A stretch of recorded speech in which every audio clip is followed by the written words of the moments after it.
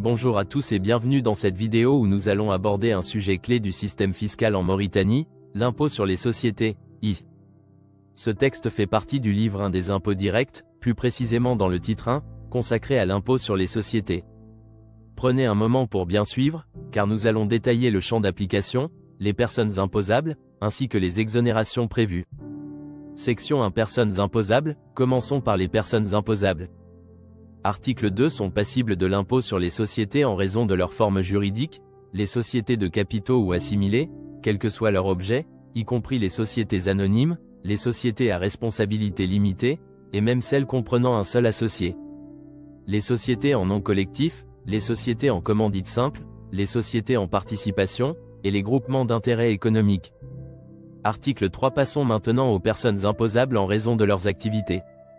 Sont également concernés par l'impôt sur les sociétés, les établissements publics, les organismes de l'État ou des collectivités territoriales, qui jouissent de l'autonomie financière et qui exercent des activités à caractère industriel, commercial ou lucratif.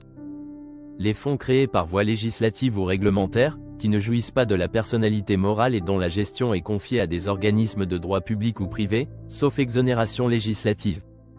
Les sociétés civiles, quelle que soit leur forme, qui exercent des activités commerciales, industrielles, artisanales ou agricoles. Cela inclut, par exemple, celles qui se livrent à des opérations d'achat-revente d'immeubles ou d'autres biens, ou encore celles qui donnent en location des établissements commerciaux ou industriels. Toutes les autres personnes morales qui se livrent à des opérations à caractère lucratif. Section 2 Exonérations. Passons maintenant aux exonérations, selon l'article 4.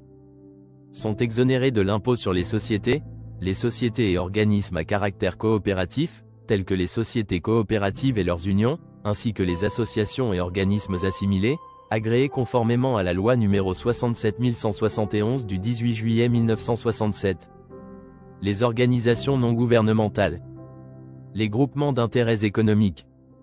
Cependant, les membres de ces groupements sont soumis à l'impôt sur les bénéfices réalisés.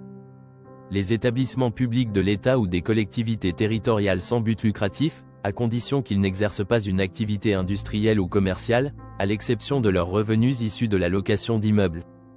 Cependant, les sociétés et autres personnes morales énumérées ci-dessus, à l'exception des groupements d'intérêts économiques, deviennent imposables à l'impôt sur les sociétés pour les bénéfices qu'elles réalisent dans le cadre d'opérations lucratives dans un secteur concurrentiel. Voilà un aperçu du cadre de l'impôt sur les sociétés en Mauritanie, notamment les personnes et entités concernées ainsi que les exonérations. Si vous avez trouvé cette vidéo utile, n'oubliez pas de liker et de vous abonner pour ne pas manquer nos prochaines vidéos. À très bientôt.